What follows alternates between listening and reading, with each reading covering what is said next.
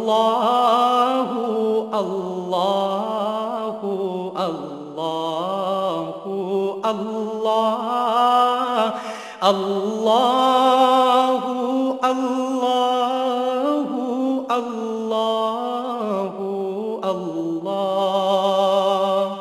الحمدللہ رب العالمین والصلاة والسلام علی حبیبہ محمد وآلہ وصحبہ اجمعین۔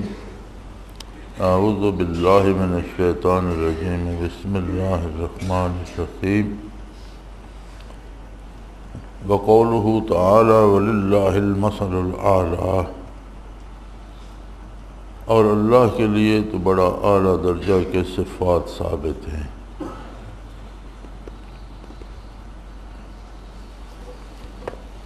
یعنی ہر طرح کی بڑائی اور عظمت جو ہے وہ اللہ کریم کا خاصہ ہے۔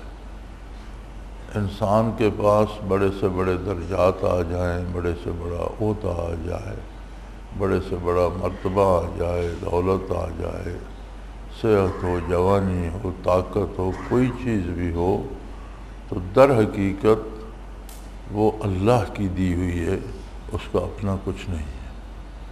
لہذا بندے کو اترانا یا فخر نہیں کرنا چاہیے۔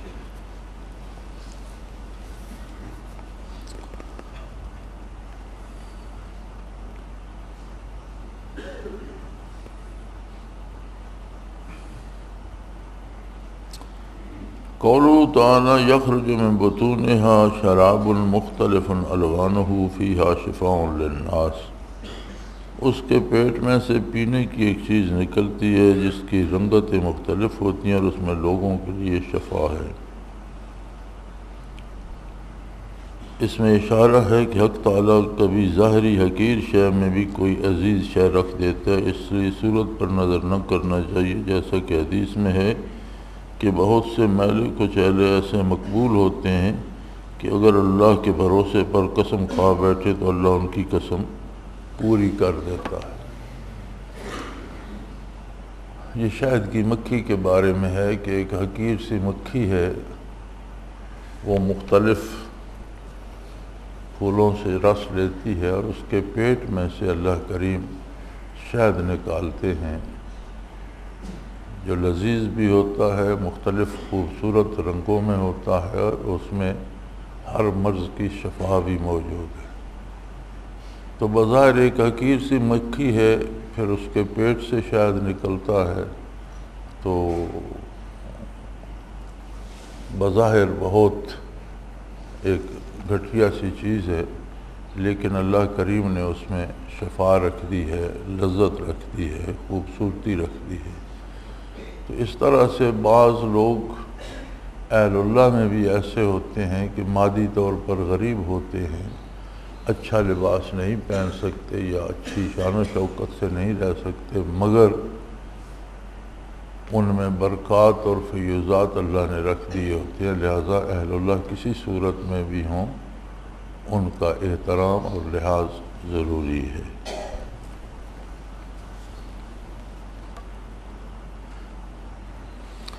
قولہ تعالی فلا تضربوا للہ الامثال ان اللہ یعلم وانتم لا تعلمون، اللہ تعالیٰ کے لیے مثالیں مت گھڑو، اللہ جانتے ہیں اور تم نہیں جانتے۔ اس میں دلالت ہے کہ ذات و صفات میں رائے اور ذوق سے کلام نہ کرنا چاہیے، اس سے اسماء الہیہ کا توفیقی ہونا بھی ظاہراً معلوم ہوتا ہے۔ فرماتے ہیں کہ اللہ تعالیٰ کی جو صفات اور صفاتی نام ہیں ان میں وہی کچھ کلام کرنا چاہیے جو بزرگوں سلف صالحین سے، نبی کریم صلی اللہ علیہ وسلم سے اور سلف صالحین سے منقول ہے۔ اپنی طرف سے اس میں کوئی بات نہ گھڑنی چاہیے، اس لیے کہ اللہ جاننے والے ہیں، حضور نے جو فرمایا وہ اللہ کے دیے ہوئے علم سے فرمایا، اور ہم عام آدمی کچھ نہیں جانتا، وہ اس کا حق ادا نہیں کر سکتا، اس لیے اپنی رائے یا اپنے ذوق سے اس میں کچھ نہیں کہنا چاہیے۔ قولہ تعالی ان اللہ یامر بالعدل والاحسان وایتاء ذی القربی وینہی عن الفحشاء والمنکر والبغی، اللہ تعالیٰ اعتدال اور احسان اور اہل قرابت کو دینے کا حکم فرماتے ہیں، اور کھلی برائی اور مطلق برائی اور ظلم کرنے سے منع فرماتے ہیں۔ فرماتے ہیں یہ اخلاقیات کے لیے اعلیٰ اصول اللہ نے ارشاد فرمائے۔ قولہ تعالیٰ ما عندکم ینفد وما عند اللہ باق، جو کچھ تمہارے پاس ہے وہ ختم ہو جائے گا، اور جو کچھ اللہ کے پاس ہے وہ باقی رہے گا۔ آخرت کو دنیا پر ترجیح دینے کے باب میں صریح ہے۔ فرمایا یہ بڑی صاف اور صریح دلیل ہے اس بات پر کہ آخرت کو دنیا پر ترجیح دی جائے۔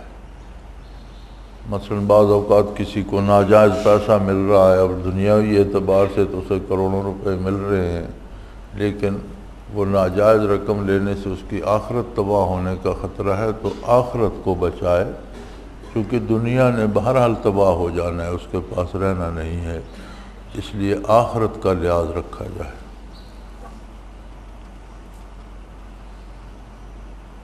قولہ تعالیٰ فَلَنُحْيِيَنَّهُ حَيَاتًا طَيِّبَةً، تو ہم اس شخص کو بالطف زندگی دیں گے۔ روح البیان میں بعض کا قول نقل کیا کہ حیات طیبہ وہ ہے جو محبوب کے ساتھ ہو، اور یہ اولیاء کو دنیا میں میسر ہوتا ہے۔ فرماتے ہیں حیات طیبہ، بالطف پرلطف زندگی، پاکیزہ زندگی، مزیدار زندگی۔ تو فرماتے ہیں مزیدار زندگی وہ ہوتی ہے جو کسی کو محبوب کے ساتھ نصیب ہوتی ہے۔ تو محبوب اللہ کریم ہے، لہذا حیات طیبہ کا اطلاق اولیاء اللہ پہ ہوتا ہے جنہیں معیت باری نصیب ہوتی ہے۔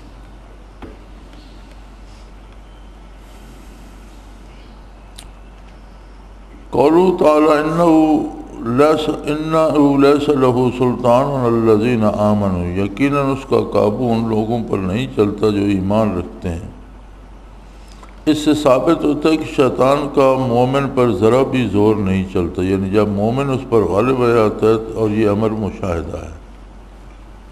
یہ بھی بڑی خوبصورت بات ہے کہ ہم جو غلطی بھی کرتے ہیں ہم کہتے ہیں کہ یہ شیطان نے مجھ سے کرایا ہے۔ تو اگر شیطان کا ہم پر زور چلتا ہے تو یہ اس بات کی دلیل ہے کہ ہمارے ایمان میں کہیں کوئی کمی ہے، کیونکہ کسی کا عقیدہ درست، ایمان کامل ہو تو اس پر شیطان کا زور نہیں چلتا، اس سے شیطان کچھ نہیں کروا سکتا۔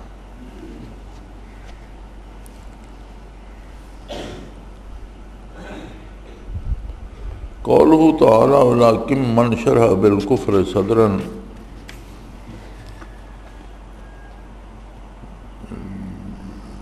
لیکن ہاں جو جی کھول کر کفر کرے، چونکہ وسطی میں یہ پیش صدر نہیں ہوتا اور نہ اختیار ہوتا ہے، بلکہ اس کی بے اختیاری، اکراہ کی بے اختیاری ہے، اس لیے کہ مطلق ضم نہیں ہے۔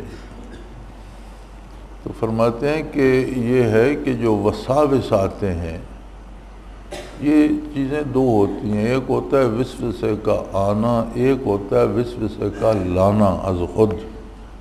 یہ دو مختلف باتیں۔ وسوسے کا آنا غیر اختیاری ہوتا ہے کہ کوئی شیطان وسوسہ القاء کرتا ہے تو مومن اسے رد کرتا ہے، اس پر مزید سوچ بچار شروع نہیں کر دیتا کہ بلکہ سرے سے اسے رد کر دیتا ہے، توبہ و استغفار کرتا ہے، ذکر اللہ کا ذکر شروع کر دیتا ہے، تو وسوسہ ختم ہو جاتا ہے۔ تو وہ گناہ نہیں ہے چونکہ یہ غیر اختیاری ہے۔ تو بلکہ نبی کریم صلی اللہ علیہ وسلم کے ارشاد کا مفہوم ہے کہ وسوسہ آنا اور اس کا رد کرنے والے کو جہاد کا ثواب ملتا ہے۔ وسوسہ لانا بری بات ہے کہ از خود اوٹ پٹانگ سوچنا شروع کر دے تو پھر اس پہ سوچتے ہی چلا جائے گا۔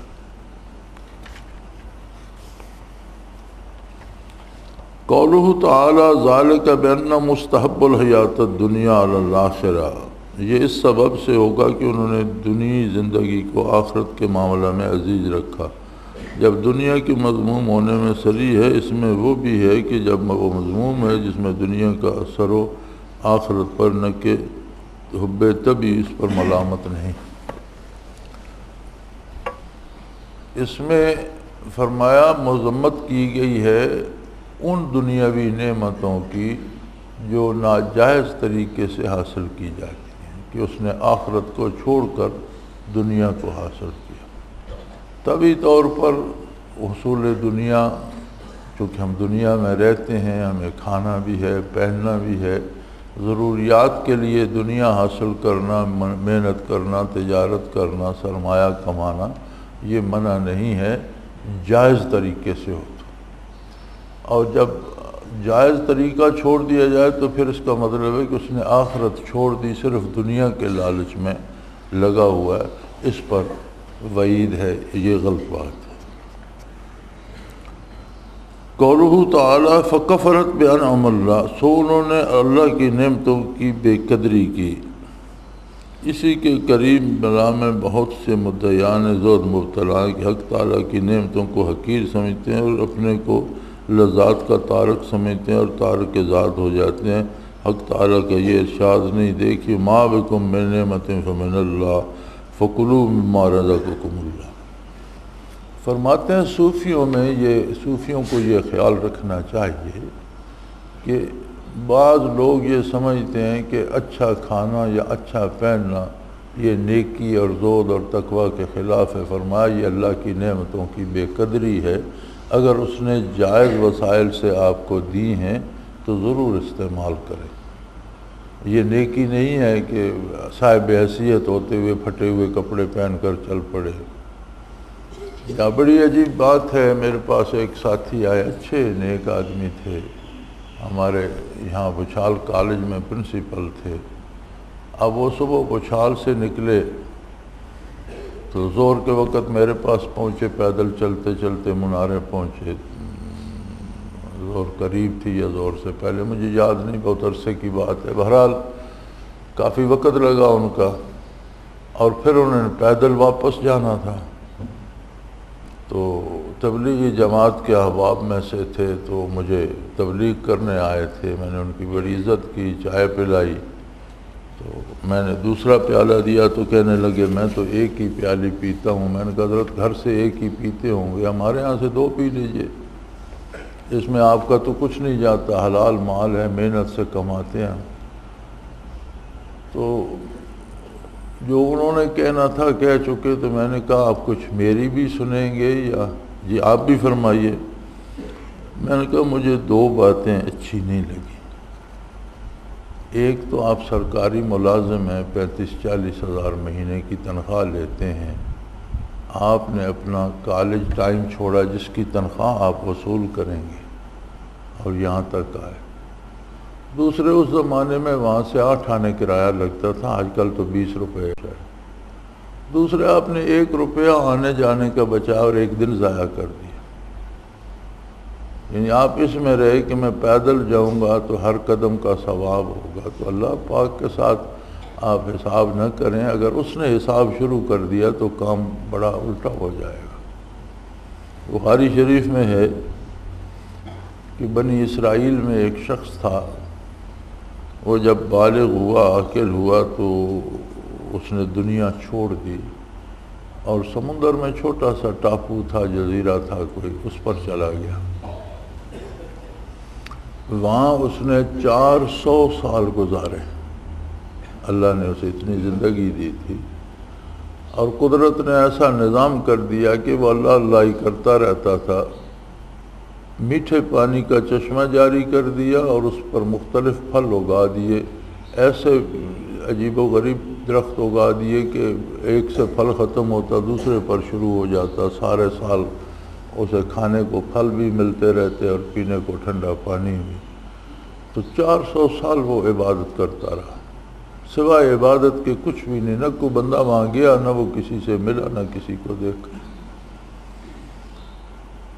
تو حضور فرماتے ہیں کہ جبرائیل امین نے مجھے بتایا کہ جب اس کی موت آئی تو اللہ نے ملک الموت کو حکم دیا کہ اس سے پوچھ لو کس حال میں دنیا کو چھوڑنا چاہتا ہے۔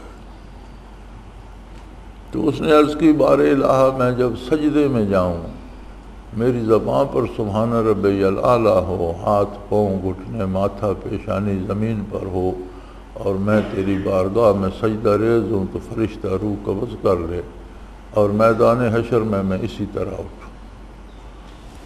تو چنانچہ ایسا ہی ہوا، سجدے میں اس کی روح قبض ہو گئی، اور حضور فرماتے ہیں جبرائیل امین نے مجھے بتایا کہ میں اب بھی آسمان سے اترتا ہوں یا اوپر جاتا ہوں تو کبھی کبھی دیکھتا ہوں وہ مدتیں گزرنے کے بعد اسی طرح سجدہ ریز ہے، نہ خاک نے اسے دفن کیا ہے، نہ بارش نے اس پر اثر کیا ہے، نہ دھوپ اور گرمی نے، بلکہ اس کا وجود سلامت ہے اور سجدے میں اسی طرح اس جزیرے پہ ہے۔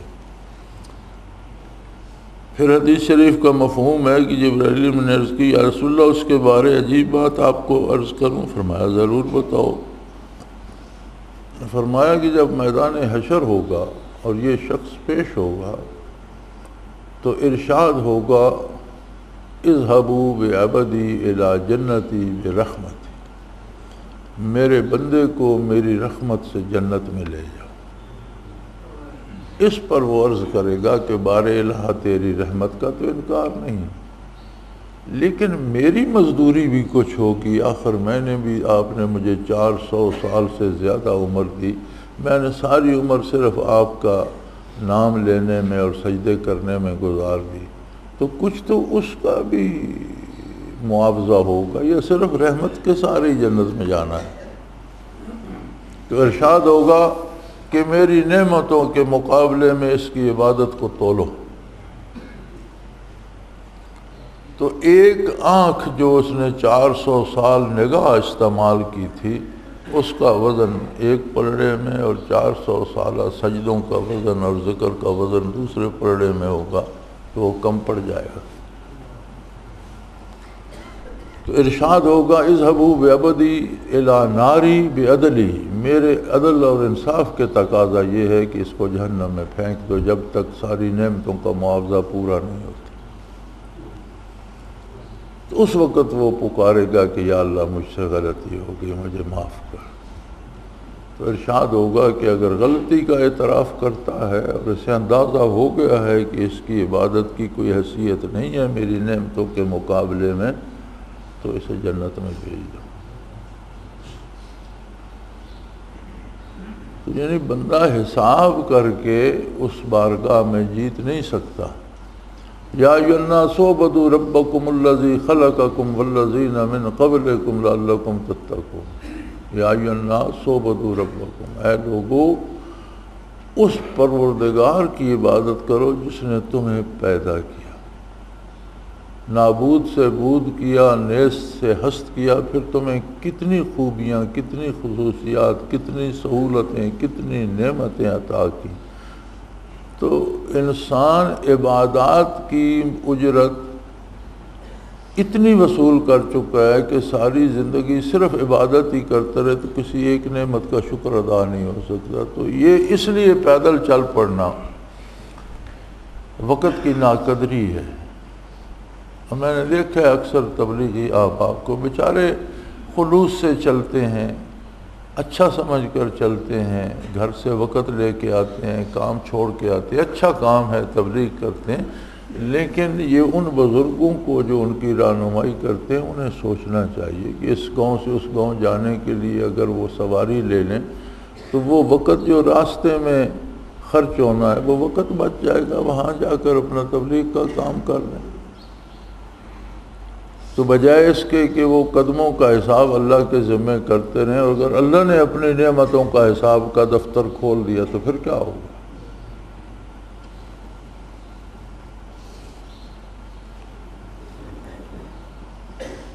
تو اس لیے فرماتے ہیں کہ اللہ کی نعمتیں بے پناہ ہیں، ان کی قدر کی جانی چاہیے۔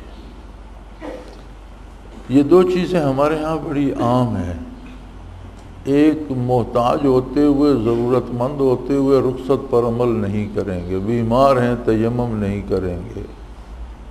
اچھا ایسے بیمار ہیں اس رمضان میں بھی ہیں، وہ راشا ہو گیا بدن کو، دل گھٹ جاتا ہے، تکلیف ہو جائے، ہسپتال نہیں میں روزہ رکھوں گا۔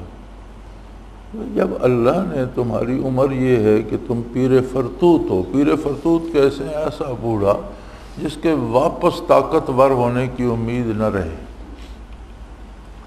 تو پیر فرتوت پر تو اللہ نے کفارہ کا حکم دیا ہے کہ جیسا کھانا خود کھاتے ہو 2 وقت کے کھانے کا اندازہ کر کے، یا کھانا کسی غریب کو 2 وقت کھلا دو یا اتنے پیسے دے دو، تمہارے روزے کا کفارہ ہو جائے گا۔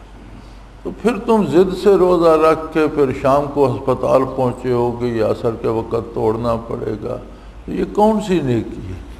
یہ تو گستاخی ہے کہ اللہ فرمائے گا میں نے اجازت دی اور تو اپنے آپ کو اتنا طاقتور سمجھتا ہے۔ اسی طرح بعض کو تکلیف ہو جاتی ہے، اب 4 بندوں نے اٹھایا لے کے باتھ روم میں، پھر کوئی ہاتھ دھو رہا ہے کوئی پاؤں دھو رہا ہے، میں نے تیمم نہیں کرنا وضو کروں گا۔ بھئی یہ کون سی ضد ہے؟ اللہ نے تیمم کی اجازت دی ہے، اگر تم وضو نہیں کر سکتے تیمم۔ تو اللہ کی رخصتوں پر بھی عمل کرنا اتنا ہی ثواب ہے جتنا عزیمت پر عمل کرنے، وہ بھی اللہ کا حکم ہے، یہ بھی اللہ کا حکم ہے۔ اسی طرح اگر غربت ہے، افلاس ہے، سادے کپڑے ہیں، سستے ہیں، تو انہیں دھو تو سکتا ہے، مرمت تو کر سکتا ہے، صاف ستھرے تو رکھ سکتا ہے۔ یہی حال بعض لوگوں نے حلیے کا بنا رکھا ہوتا ہے۔ نبی کریم صلی اللہ علیہ وسلم کے پاس ایک شخص حاضر ہوا، لباس میلا کچیلا تھا اور داڑھی کہیں بے پناہ بڑی ادھر تک آنکھوں میں گھسی ہوئی، کانوں پہ چڑھی ہوئی اور پھیلی ہوئی۔ تو آپ صلی اللہ علیہ وسلم نے دیکھ کر پوچھا کہ تمہارے پاس کوئی ایسی، تمہاری اتنی حیثیت نہیں کہ تم اچھا لباس پہن سکو؟ یا رسول اللہ، اللہ کا دیا سب کچھ ہے۔ فرمایا تو پھر یہ حلیہ کیوں بنایا ہوا ہے؟ اور کیا تم یہ داڑھی جو ہے اسے ٹھیک نہیں کر سکتے اور اسے دھو کر تیل لگا کر سنوار نہیں سکتے اور اس کی کوئی حد قید نہیں بنا سکتے؟ ابھی جاؤ اور اس داڑھی کو بھی ٹھیک کر کے آؤ اور لباس بھی بدل۔ تو یہ نیکی نہیں ہے کہ اللہ کریم کے ساتھ بھی مکر کیے جائیں، نیکی یہ ہے کہ اس کی دی ہوئی نعمتوں کی قدر فکفرت بانعم اللہ، اللہ کی نعمتوں کی ناقدری نہیں کرنی چاہیے۔ ہاں یہ بات بھی معیوب ہے کہ اپنی حیثیت سے بڑھ کر ادھار لے کر قرض لے کر اخراجات کرے اور لباس پہنے اور شو شاہ بنائے، یہ بھی زیادتی ہے، اس کی بھی اجازت ہے، لیکن اپنی حیثیت کے مطابق ضرور رہے۔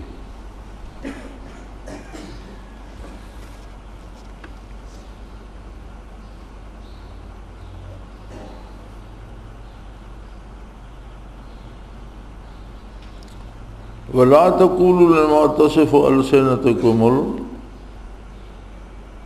الْكَذِبَ هَذَا حَلَالٌ وَهَذَا حَرَامٌ، جن چیزوں کے بارے میں تمہارا زبانی جھوٹا دعویٰ ہے ان کی نسبت یوں مت کہہ دیا کرو کہ یہ چیز حلال ہے اور یہ حرام ہے۔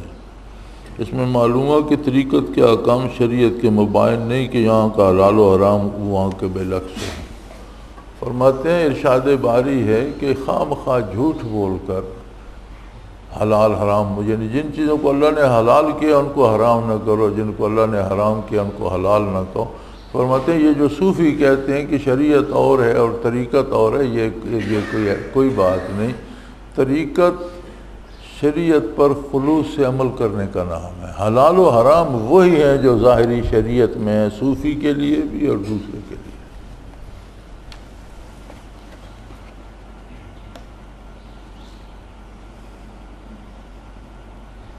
قوله تعالیٰ وَآتَيْنَاهُ فِي الدُّنْيَا حَسَنَةً وَإِنَّهُ فِي الْآخِرَةِ لَمِنَ الصَّالِحِينَ، اور ہم نے ان کو دنیا میں بھی خوبیاں دی تھیں اور آخرت میں اچھے لوگوں میں۔ اس میں دلالت ہے کہ دنیا میں نعمتوں کا مل جانا مقام عقبی کا منقص نہیں ہے، اور بعض نے جو کہا ہے کہ مشہور ولی کا مقام غیر مشہور سے کم ہے، مراد اس سے وہ ہے کہ جس میں شہرت کی آفات پیدا کی گئی ہوں۔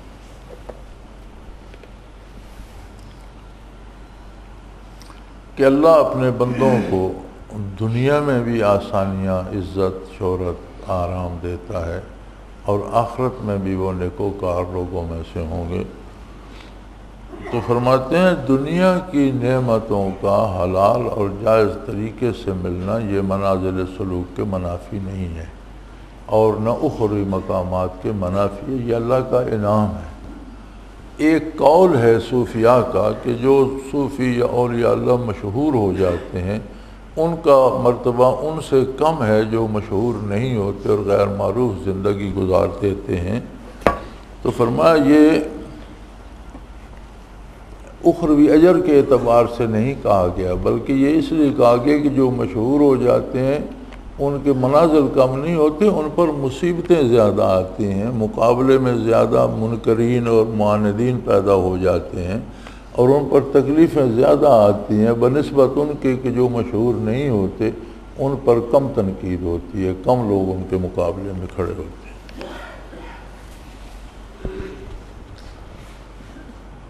قولہ تعالی ادعو الی سبیل ربک بالحکمہ الی قولہ ان ربک وعالم بمن ضل عن سبیلہ، آپ اپنے رب کی راہ کی طرف علم کی باتوں اور اچھی نصیحتوں سے بلائیے۔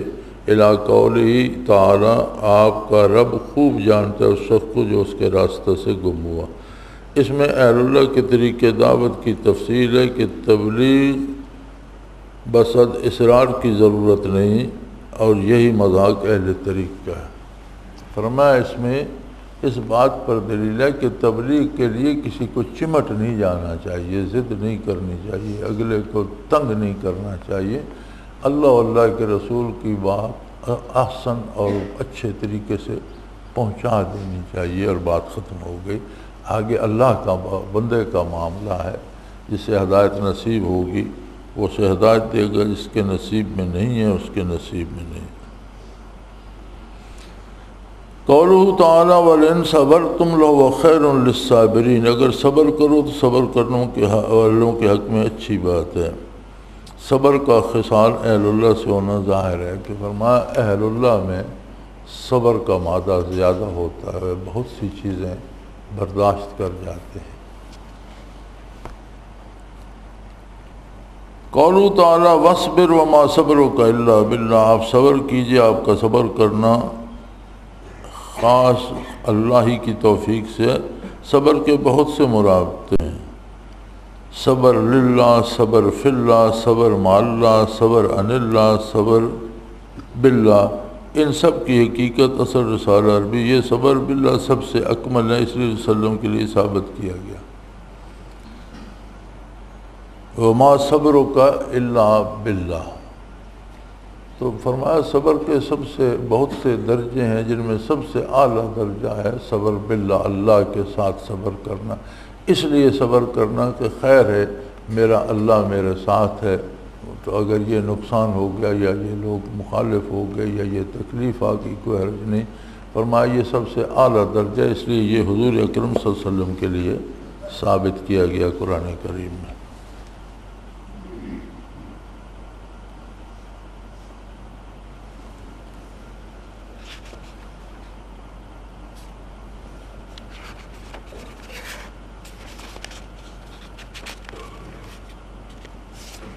سورہ نحل تمام ہوئی، سورہ بنی اسرائیل شروع ہوتی ہے،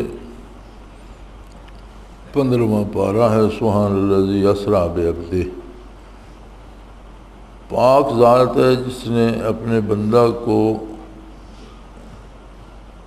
یہاں آپ کی صرف میں عبد فرمایا کہ عبودیت اشرف اوصاف سے، یعنی اس میں صد باب آپ کے حق میں کوئی غلو نہ کر پاوے، جیسا کہ نصارہ نے اپنے نبی کو شان میں کیا۔ اصل معنی اس کے ذل اور خضوع ہے، اور یہ بعد معرفت کاملہ کی ہوتا ہے، تو اس سے آپ کے کمال معرفت پر بھی دال ہے۔ سبحان الذی اسریٰ بعبدہ، پاک ہے وہ ذات جس نے اپنے بندے کو راتوں کو سفر کرایا۔ تو فرمایا یہاں حضور اکرم صلی اللہ علیہ وسلم کو عبد کہا گیا۔ دراصل عبدیت ہی بندے کے لیے سب سے اعلیٰ مقام ہے۔ جتنے مراتب، جتنی محنت، جتنی عطا ہے، اس میں یہ ہے کہ بندے کو حقیقی عبدیت نصیب ہو جائے۔ تصوف و سلوک میں بھی بے شمار دوائر، بے شمار منازل اور بے پناہ فاصلے ہیں، لیکن سب سے آخری دائرہ جو ہے وہ دائرہ عبدیت ہے، اور جس کی کوئی انتہا نہیں۔ عبدیت بندے کا ایک تعلق ہے بندگی کا اللہ کے ساتھ، اب اللہ کی شان کی بھی کوئی انتہا نہیں، اس کی عبدیت اور بندگی کی بھی کوئی حد نہیں، جتنی جس کو جو کیفیات نصیب ہوتی چلی جائیں۔ حضرت رحمۃ اللہ تعالیٰ علیہ کا وصال دار ابدیت میں ہوا ہے۔ میں نے صوفیاء میں سے 14 صدیوں میں کسی ولی کو وہاں تک پہنچتے میرے علم میں نہیں، کسی کتاب میں پڑھا، نہ دیکھا، نہ ذوقاً معلوم ہوا۔ تو یہ ابدیت جو ہے فرمایا یہ معرفت کاملہ پہ دلیل ہے کہ جتنی معرفت ہوگی کسی کو اتنی ابدیت نصیب ہوگی، اور حضور کی معرفت بے مثل و بے مثال ہے، لہذا حضور کی ابدیت بھی حضور کی شان کے مطابق ہے۔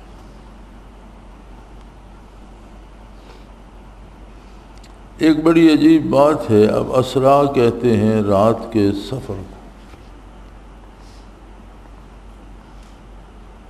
تو بعض لوگوں کی عادت ہے جی بچہ پیدا ہوا ہے قرآن سے نام رکھیں گے،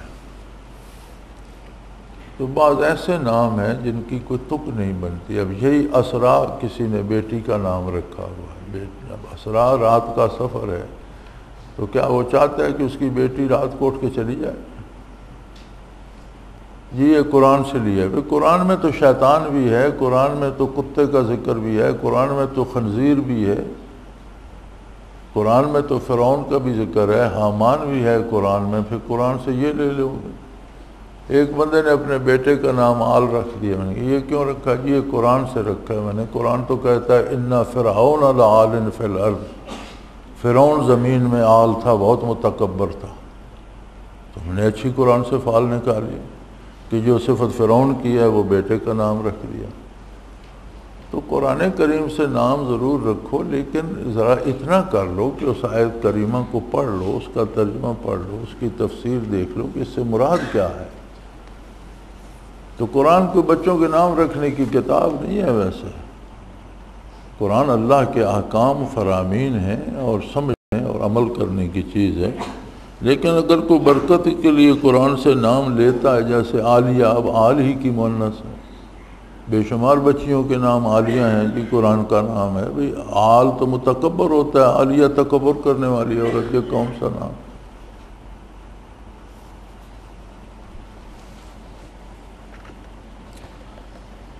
قولہ تعالی لیلا من المسجد الحرام الی المسجد الاقصی، شب کے وقت مسجد حرام سے مسجد اقصی تک، اتنی طویل مسافت کا اتنے قصیر زمانہ میں کئی وجہ کو متحمل ہے۔ ایک یہ کہ مکان و زمان دونوں اپنے حال پر رہیں اور سیر میں اس قدر سرعت ہو، ظاہر یہی ہے۔ دوسری یہ کہ زمانہ نہ اپنے حال پر رہے اور طے مقام ہو، اور صوفیہ نے اور بعض فقہاء نے اس کو اولیاء اللہ کے لیے جائز کہا ہے۔ تیسرے یہ کہ مکان اپنے حال پر رہے اور زمانہ میں بست و نشر ہو گیا، اور صوفیہ نے اولیاء کے لیے اس کو بھی جائز کہا ہے، اور اس باب میں عجیب و غریب حکایات ہیں۔ اس طرح نشر مکان ہوتے یہ زمان بھی خارق ممکنہ سے ہے، صوفیہ ان کے قائل ہیں۔ صوفی اس کو فرماتے ہیں، اس کی مختلف صورتیں ہیں کہ بڑا طویل سفر تھا، مہینوں لگتے تھے جب لوگ سواری پہ جاتے تھے، حضور پل بھر میں وہاں پہنچ گئے، پھر وہاں سے آگے معراج شریف پر تشریف لے گئے، اور جب واپس تشریف لائے تو وقت وہی ٹھہرا ہوا تھا۔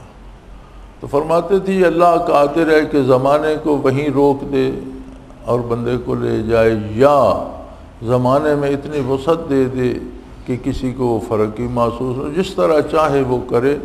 تو فرمایا یہ صوفیاء کو بھی بطور کرامت نصیب ہوتا ہے، اور اہل سلوک اسے طی الارض کہتے ہیں۔ ایک مراقبہ ہوتا ہے، اس میں کوئی راسخ ہو جائے، محنت کرے تو اسے یہ نعمت نصیب ہو جاتی ہے کہ وہ پل بھر میں یہاں سے دور ہزاروں میل دور پہنچ سکتا ہے، وہاں سے آ سکتا ہے۔ اسے طی الارض کہتے ہیں، اور صوفیہ اس کے قائل بھی ہیں، اور اس کی بے شمار حکایات بھی ملتی ہیں۔ لیکن یاد رہے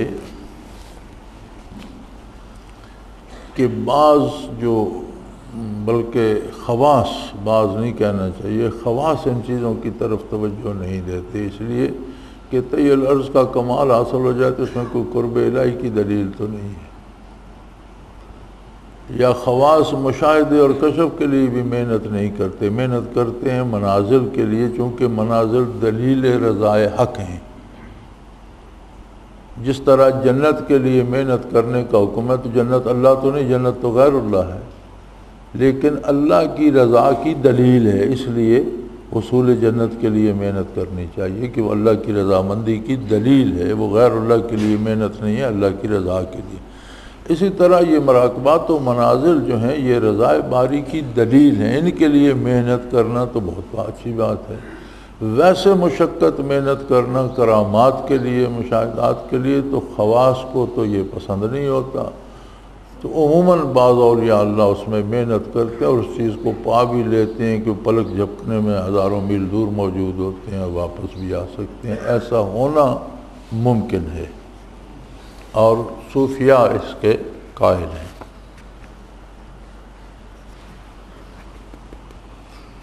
قولہ تعالی وکفیٰ بربک وکیلا، اور آپ کا رب کافی کارساز ہے۔ روح میں ہے کہ اس میں دلالت ہے کہ انسان موقع دلال سے بدون حفاظت حق کے خود نہیں بچ سکتا۔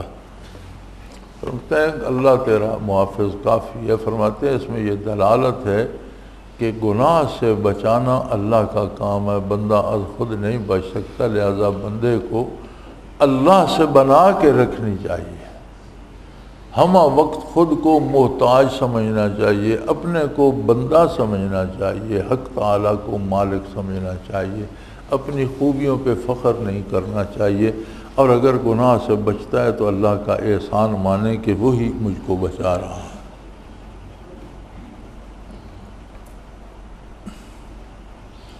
قولہ تعالی ام امنتم ان یعیدکم فی تارۃ اخری، تم اس بات سے بے فکر ہو گئے کہ اللہ تم کو دوبارہ لے جائے۔ یہاں شبہ ہو سکتا ہے کہ اللہ تعالیٰ نے ان کو حالت ماضی یاد دلائی، اس طریقے ماضی کے یاد کو حجاب کہتے ہیں۔ جواب یہ ہے کہ اہل طریق کا خطاب ان لوگوں کے لیے جن کی غفلت ظاہر ہو کر مشغول بحق ہو گئے، یہاں خطاب اہل غفلت کو ہے کہ ان کی تمام غفلت دور ہو، اور دونوں خطاب میں امر مشترک مشغول بحق ہونا ہے۔ فرمایا بندے کو یہ یاد دلایا گیا کہ کوئی اگر مشغول بحق بھی ہے، کوئی اللہ اللہ بھی کر رہا ہے، تو اس میں عجز و نیاز زیادہ ہونا چاہیے، یہ نہ ہو کہ اللہ اسے دوبارہ پہلی حالت پہ لے جائے۔ قادر ہے، اگر گستاخی کرے گا یا تکبر کرے گا یا بڑائی کرے گا تو دوبارہ پہلی حالت پہ چلا جائے گا۔ ابھی کل میرے دفتر میں ذکر ہو رہا تھا ایک ساتھی کا، تو میں نے اسے ہلکے ذکر میں لیا تھا الحمدللہ 1963، بڑا حضرت جی کے قریب رہا، بڑا کب 63 تھا میرا خیال ہے، 37 سال وہ ہو گئے اور 10 یہ 47 سال ہو گئے، نصف صدی کی بات، نصف صدی کا قصہ ہے، 2-4 روز کی بات نہیں۔ تو اب وہ آوارہ پھرتا ہے، اسے ذکر بھی نصیب نہیں۔ کیسی عجیب بات۔ یہ ہوتا ہے کہ اگر اپنے اوصاف پہ فخر کرو گے تو وہ دوبارہ اسی حالت میں لوٹا دے گا جس میں تھے، جس غفلت سے نکل کر آئے تھے، پھر اسی میں کھو جاؤ گے۔ لولا ان ثبتناک لقد کدت ترکن علیہم شیئا قلیلا، ہم آپ کو ثابت قدم نہ بنایا ہوتا تو ہم کی طرف کچھ بہکنے کے قریب جا پہنچتے۔ یہ نص ہے اس میں کہ انبیاء کا حافظ بھی حق تعالی ہے، بدون اس کی قوت قدسیہ کافی نہیں، تو دوسروں کو اپنے تقدس و نسبت باطن پر ناز کرنے کا کیا حق ہے۔ فرمایا اللہ تعالیٰ انبیاء سے فرما رہا ہے کہ آپ سے جو غلطی نہیں ہوتی، گناہ نہیں ہوتا، یہ میں نے آپ میں صلاحیت رکھ دی ہے، عصمت رکھ دی ہے۔ تو اگر نبیوں کا محافظ اللہ ہے تو ایک عام آدمی اپنی پارسائی پہ فخر کیوں کرے؟ اگر وہ واقعی نیکی بھی کرتا ہے تو اللہ کی دی ہوئی توفیق ہے، اللہ کا شکر کرے، اس پر اپنی بڑائی کو بڑائی نہ سمجھے۔ وَقُلْ رَبِّ أَدْخِلْنِي مُدْخَلَ صِدْقٍ وَأَخْرِجْنِي مُخْرَجَ صِدْقٍ، آپ یوں دعا کیجئے اللہ مجھ کو خوبی کے ساتھ پہنچائیے اور خوبی کے ساتھ لے جائے۔ اس طرح صالح کو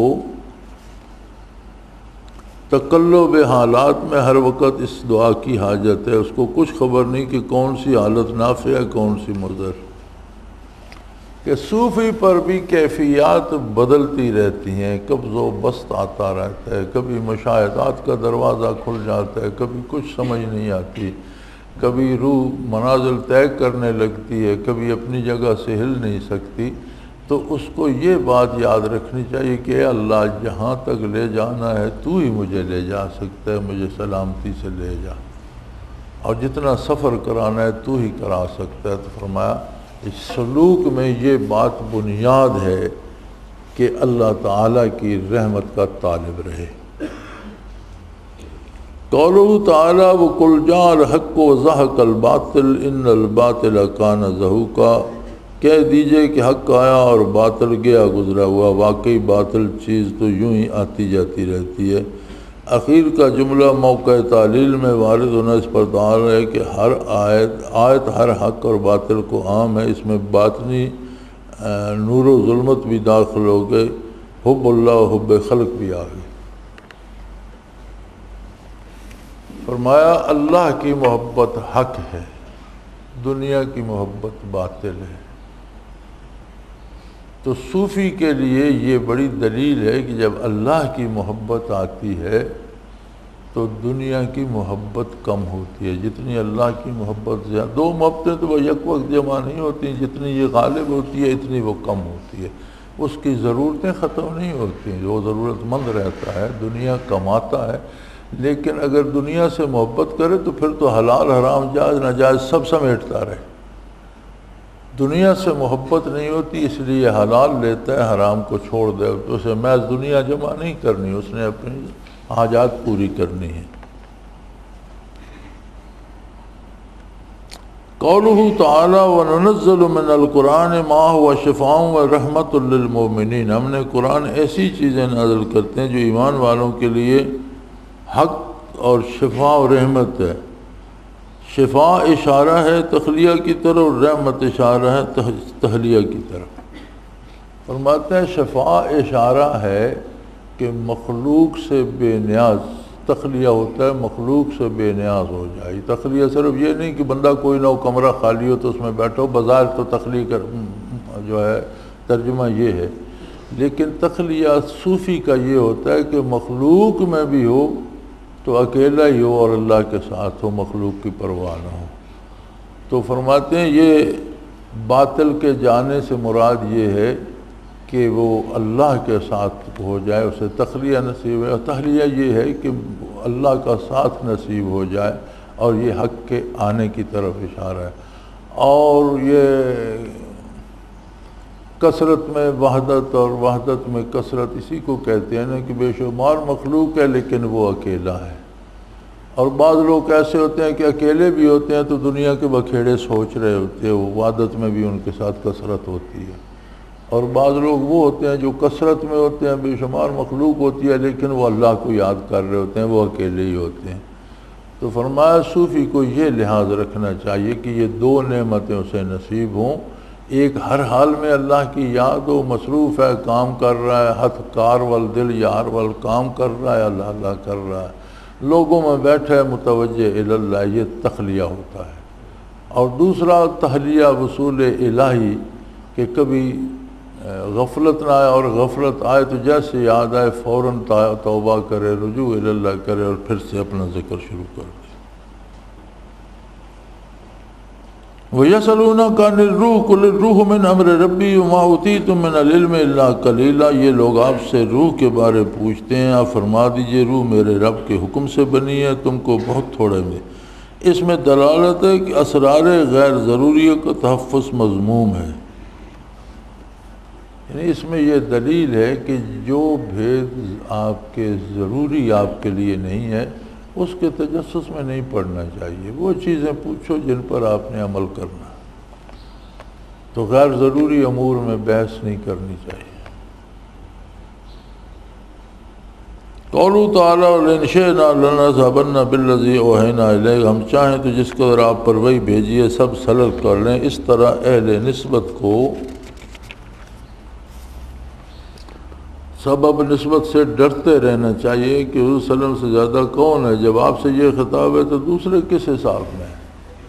فرمایا یہ جو نسبت بھی عطا ہوتی ہے یہ اللہ کی نعمت ہے، اور ڈرتے رہنا چاہیے کہ کوئی ایسا جملہ زبان سے نہ نکلے اللہ اس کو سلب کر لے، کوئی ایسا کام نہ کر بیٹھوں کہ اللہ اس کو سلب کر لے، کیونکہ وہ قادر ہے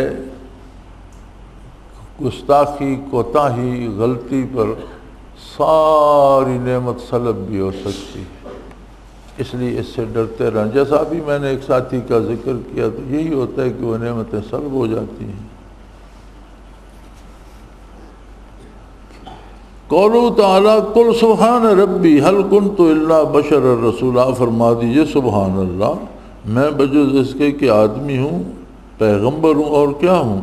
اس میں تصریح ہے کہ مقبولین کو یہ قدرت نہیں کہ جو ان سے درخواست کی جائے اس کو پورا کر دیں، فرمایا بندہ بندہ ہی ہوتا ہے، اولیاء اللہ میں یہ صفت نہیں ہوتی کہ آپ جو کچھ کہیں وہ ہاتھ اٹھائیں اور وہی ہو جائے، وہ بھی بندے ہیں، دعا کی برکت اپنی جگہ، لیکن یہ توقع رکھنا کہ یہ ہر چیز پہ قادر ہے، یہ درست نہیں۔ قولو تعالیٰ قل لو کان فی الارض ملائکۃ یمشون مطمئنین نزلنا علیہم من السماء ملک الرسول، آپ فرما دیجیے کہ اگر زمین پر فرشتے ہوتے چلتے پھرتے تو البتہ ان پر آسمان سے فرشتے کو رسول بنا کر بھیجتے، وجہ اس حکم کی معلم متعلم مناسبت کا شرط ہونا ہے۔ فرمایا مشرکین نے اعتراض کیا کہ کوئی فرشتہ ہوتا رسول، تو اللہ نے فرمایا اگر زمین پر فرشتے بستے ہوتے تو ہم نبی بھی فرشتے کو بنا گے، جب زمین پر انسان ہے تو نبی بھی انسان ہوگا۔ تو فرماتے ہیں اس میں دلیل ہے کہ شیخ اور شاگرد میں کوئی نسبت ہونی چاہیے، مناسبت ہونی چاہیے، مزاج ایک جیسا ہونا چاہیے، یا شیخ کے مزاج کو سمجھ کر ویسا عمل کرنا چاہیے، کیونکہ وہ ایک مناسبت ہوگی تو برکات نصیب ہوں گی۔ مولانا رومی نے بڑا اچھا ایک منظوم کیا ہے واقعہ کہ کوئی خاتون حضرت علی کرم اللہ وجل کریم کے پاس آئی کہ میرا بچہ چھت پر چڑھ گیا اور ایک طرف سے پانی کے لیے پرنالہ سا بنا ہوا ہے، وہاں دیوار میں جگہ ہے جو فصیل ہے اس میں، تو جب ہم اوپر جاتے ہیں اسے پکڑنے کے لیے تو وہ سوراخ میں جا گھستا ہے، تو ہم ڈرتے ہوئے نیچے اتر آتے ہیں کہ یہ تھوڑا سا آگے گیا تو نیچے گر جائے گا، تو اس کا کیا کریں؟ تو انہوں نے فرمایا اس کے کسی ہم عمر بچے کو اوپر چھت پہ چھوڑ دو۔ تو جب انہوں نے اس کی عمر کا ایک بچہ چھت پہ بٹھا دیا تو وہ ادھر سے بھاگ کر اس بچے کے پاس آ گیا، انہوں نے اٹھا لیا۔ تو آگے وہ فرماتے ہیں اس لیے نبی بھی اللہ انسانوں میں سے بھیجتا ہے کہ ہر ایک کو اپنے جیسوں سے ایک نسبت ہوتی ہے، انس ہوتا ہے۔ اب ماں باپ اوپر جاتے تھے تو وہ بھاگتا تھا، جب اپنی عمر کا بچہ دیکھا تو اس کے پاس آ گیا۔ اسی لیے نبی بھی بشر ہوتے ہیں کہ باقی بشریت ان سے استفادہ کرے، اور جو لوگ بشریت کا انکار کرتے ہیں وہ بیچارے سادے، وہ سمجھتے ہیں کہ ہم بشر ہیں اس لیے نبی بشر نہیں ہو سکتا، یہ نہیں سوچتے کہ ہم شاید بشر ہیں بھی کہ نہیں، بشر ہونا تو نبی کا خاصہ ہے، اور خیر البشر محمد الرسول اللہ، ان جیسا تو دوسرا کوئی بشر نہیں، لیکن ہر بندے میں اتنی بشریت ہے جتنا اس میں محمد الرسول اللہ کا اتباع ہے۔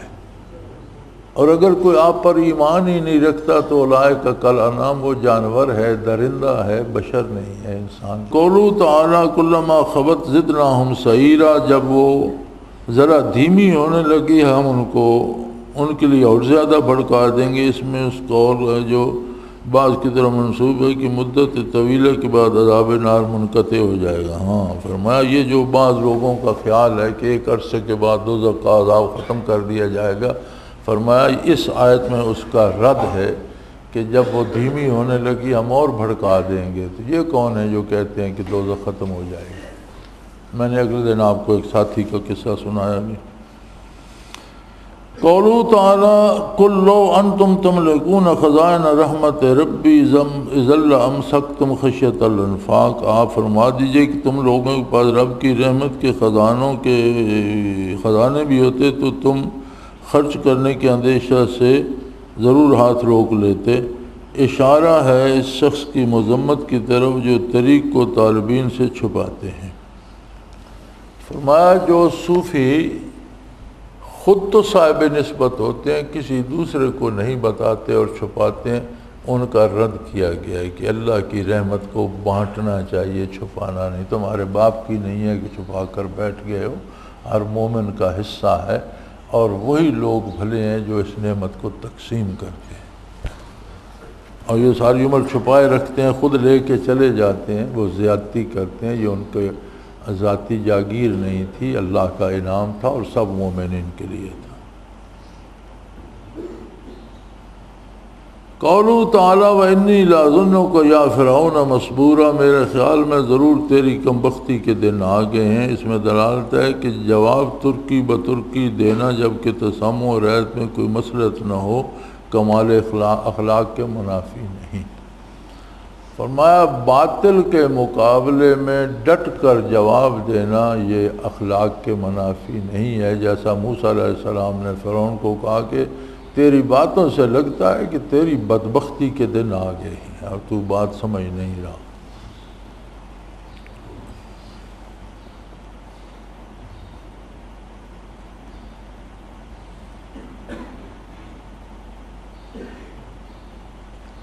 قولوا تعالیٰ وَيُخِرُّونَ لِلْأَذْقَانِ يَبْكُونَ، اور ٹھوڑیوں کے بل گرتے ہیں روتے، اس میں خشیت حق سے رونے کی فضیلت ہے۔ فرمایا اللہ تعالیٰ کی خشیت میں اللہ کے عذابوں اور اس کی ناراضگی، عذابوں کی بات نہیں، بات اس کی رضامندی اور ناراضگی ہے، اس کی ناراضگی سے ڈر کر رونے کی فضیلت بیان کی گئی ہے اس آیت کریمہ میں۔ الحمدللہ 15 سپارے مکمل ہو گئے۔ یہ ہم نے اجتماع کے آخری دنوں میں شروع کی تھی، تو کچھ ان دنوں میں پڑھی گئی، کچھ ان دنوں میں۔ اب یہ باقی 15 سپارے تو اب 2-3 دنوں میں نہیں پڑھے جا سکتے، گپ شپ کریں گے، باتیں کریں گے، 2-3 دن گزر جائیں گے۔ الحمدللہ اللہ نے توفیق دی تو یہ باقی یہ ہے بہت مزیدار اور صوفی کے لیے بہت ضروری ہے۔ انشاءاللہ اگلے اجتماع میں شروع کر کے اسے مکمل کر لیں گے۔ اس دفعہ ہم اجتماع میں دلائل السلوک پڑھتے رہے اور کوشش کی کہ اس کی ایک تو تصوف کی اصطلاحات مشکل ہوتی ہیں، ایک علماء کا کلام جو ہوتا ہے وہ ان کی اپنی علمی شان کے مطابق ہوتا ہے، اور وہ جس بات کو جس لفظ کو بڑا آسان سمجھتے ہیں عام آدمی کے لیے وہ بڑا مشکل ہوتا ہے، کیونکہ وہ اپنی سطح کی بات کرتے ہیں۔ تو دلائل السلوک بھی 64 سے اب تک اسے بھی نصف صدی ہو گئی، تو بہت کم لوگوں نے پڑھی ہے، اور جنہوں نے پڑھی ہے وہ کہتے تھے مشکل ہے۔ تو اس دفعہ اللہ کریم نے توفیق دی، ہم نے دلائل السلوک پورے اس میں اجتماع میں پڑھی اور بیان کی، اور کوشش کی کہ جو مشکل مقامات اور اصلاحات ہیں ان کو ان کی تصحیح کر دی جائے، آسانیاں کر دی جائیں، عام اردو میں اس کا ترجمہ کر دیا جائے تاکہ سارے ساتھی سمجھ سکیں۔ تو انشاءاللہ وہ چھپ جائے گی، آسانی ہو جائے گی۔ اور اس کے بعد یہ شروع کر لی تھی کہ انہوں نے سارے مسائل تصوف قرآنی آیات سے اخذ کر کے جمع فرمائے ہیں، بہت بڑا کام کیا ہے۔ اللہ پاک انہیں جزائے خیر دی اور ان کے درجات بلند فرمائے۔ تو صوفیوں میں اور راہ سلوک کے مسافروں میں اس کی بڑی رہنمائی ہے۔ تو اب چونکہ اس کے 15 پارے مکمل ہو گئے انشاءاللہ العزیز، 2-3 دن پھر اپنی گپیں ہانکیں گے، گزر جائیں گے۔ اللہ نیکی کی توفیق دے اور نیک بات کرنے اور نیکی سمجھنے کی توفیق عطا فرمائے۔ تو انشاءاللہ بشرط زندگی بتوفیق الہی یہ باقی 15 سپارے پھر اگلے اجتماع میں پڑھیں گے۔ وآخر دعوانا ان الحمدللہ رب العالمین۔ اللہ اللہ اللہ اللہ اللہ اللہ اللہ اللہ۔ حضرت امیر محمد اکرم آوان مد ذلہ العالی دارالعرفان منارہ ضلع چکوال میں سالہ سال سے قرآن و حدیث کے اوپر خطابات کر رہے ہیں۔ اور سلسلہ نقشبندیہ اویسیہ کے مطابق لوگوں کو ذکر الہی کی تربیت دے رہے ہیں۔ وہ قرآن پاک کی تفسیر ترتیب وار بیان کر رہے ہیں۔ تفسیر قرآن کو وہ موجودہ ملکی اور بین الاقوامی حالات کے مطابق بیان کرتے ہیں۔ موٹر وے سے کلر کہار کے انٹرچینج سے نکلتے ہوئے کلر کہار کی جھیل سے ہوتے ہوئے میانی، بوچھال اور نور پور سے گزرتے ہوئے دارالعرفان منارہ پہنچ سکتے ہیں۔ حضرت امیر محمد اکرم آوان نے بچیوں اور بچوں کی دینی اور دنیاوی تعلیم کے لیے سقارہ اکیڈمی کے نام سے ایک درسگاہ بھی قائم کی ہے، جس کا افتتاح ملک پاکستان کے صدر جنرل محمد ضیاء الحق نے اپنے دست مبارک سے کیا تھا۔